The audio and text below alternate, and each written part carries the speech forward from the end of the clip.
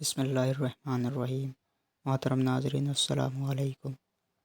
ہارون رشید ایک بہت بڑا بادشاہ گزرا ہے جس کی حکومت پوری دنیا پر تھی۔ اس کے زمانے میں بہلول نام کے ایک بزرگ تھے، وہ اللہ کے بہت بڑے ولی تھے، اسی لیے ہارون رشید ان کا بہت احترام کیا کرتا تھا۔ ہارون رشید کی بیوی جن کا نام زبیدہ تھا وہ بہت ہی نیک عورت تھیں۔ زبیدہ نے اپنے محل میں ایسی 1000 نوکرانیاں رکھی ہوئی تھیں جو قرآن کی حافظہ تھیں اور قرآن کی تلاوت کے لیے ان سب کی ڈیوٹی الگ الگ شفٹوں میں لگی ہوئی تھی، جس کا نتیجہ یہ ہوتا تھا کہ محل میں 24 گھنٹے قرآن کی تلاوت ہوتی رہتی اور اس کا محل قرآن کا گلشن لگتا تھا۔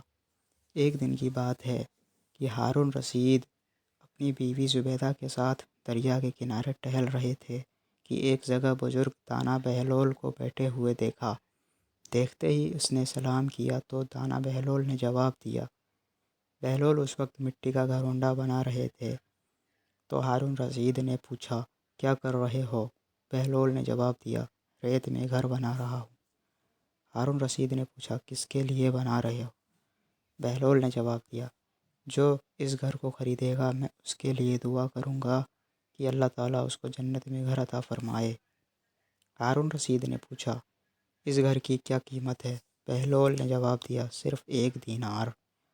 ہارون رشید نے سوچا، یہ ایک دیوانہ ہے، جانے کیا بڑبڑا رہا ہے، اس لیے اس بات پر دھیان نہیں دیا اور وہ آگے بڑھ گیا۔ اس کے پیچھے زبیدہ خاتون آئیں، انہوں نے بھی سلام کر کے یہی سوال پوچھے، کیا کر رہے ہو؟ کس کے لیے بنا رہے ہو؟ تو بہلول نے پھر وہی جواب ان کو بھی دیا کہ جو اس گھر کو خریدے گا میں اس کے لیے دعا کروں گا کہ اللہ تعالیٰ اس کو جنت میں گھر عطا فرمائے۔ قیمت پوچھنے پر بہلول نے 1 دینار بتایا تو زبیدہ نے 1 دینار دے کر کہا، میرے لیے دعا کر دینا، اور پھر وہ آگے بڑھ گئیں۔ رات کو جب ہارون رشید سویا تو اس نے خواب میں جنت کے حسین منظر دیکھے۔ خوبصورت جھرنے، ہرے بھرے باغ اور اونچے اونچے خوشنما محل بھی تھے، اور ان محلوں میں ایک محل ایسا بھی تھا جس پر زبیدہ کا نام لکھا ہوا تھا۔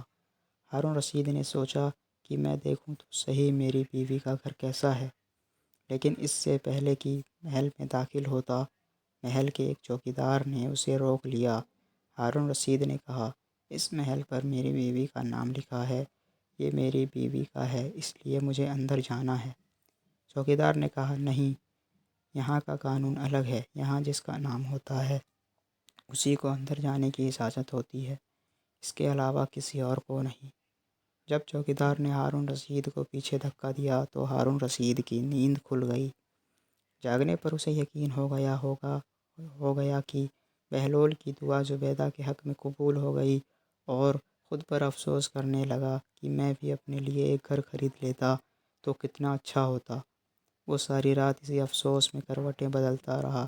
صبح آنکھ کھلی تو اس نے سوچا کہ آج ضرور میں دریا کے کنارے جاؤں گا اور بہلول سے دعا کروا کے اپنے لیے جنت میں ایک مکان ضرور خریدوں گا۔ اگلے دن وہ دریا کے کنارے بہلول کو تلاش کرتے ہوئے ادھر ادھر دیکھ رہا تھا کہ اس نے پھر بہلول کو اسی طرح کا مکان بناتے دیکھا تو قریب جا کر سلام کیا اور بہلول نے جواب دیا۔ اس کے بعد پھر وہی سوال شروع ہو گئے۔ ہارون رشید نے پوچھا، کیا کر رہے ہو؟ بہلول نے جواب دیا، ریت میں گھر بنا رہا ہوں۔ ہارون رشید نے پوچھا، کس کے لیے بنا رہے ہو؟ بہلول نے جواب دیا، جو اس گھر کو خریدے گا میں اس کے لیے دعا کروں گا کہ اللہ تعالیٰ اس کو جنت میں گھر عطا فرمائے۔ ہارون رشید نے پوچھا، اس گھر کی کیا قیمت ہے؟ بہلول نے جواب دیا، اس کی قیمت پوری دنیا کی بادشاہی ہے۔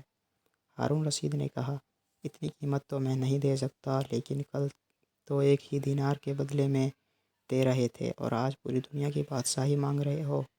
بہلول نے کہا، بادشاہ سلامت، کل بن دیکھے معاملہ تھا اور آج دیکھا ہوا معاملہ ہے۔ کل بن دیکھے سودا تھا اس لیے سستا مل رہا تھا، اور آج چونکہ جنت دیکھ آئے ہو اس لیے اب اس کی قیمت زیادہ دینی پڑے گی۔ ہماری مثال ایسی ہی ہے کہ آج ہم نے اللہ کو اور اس کے رسول کو بن دیکھے مانا تھا، اس لیے جنت بڑی سستی ہے، لیکن جب موت کے وقت کی آخرت کی نشانیاں دیکھ لیں گے تو پھر اس کے بعد اس کی قیمت ادا نہیں کر سکیں گے۔ اللہ تعالی ہم کو صحیح راستے پر چلنے کی توفیق عطا فرمائے، آمین۔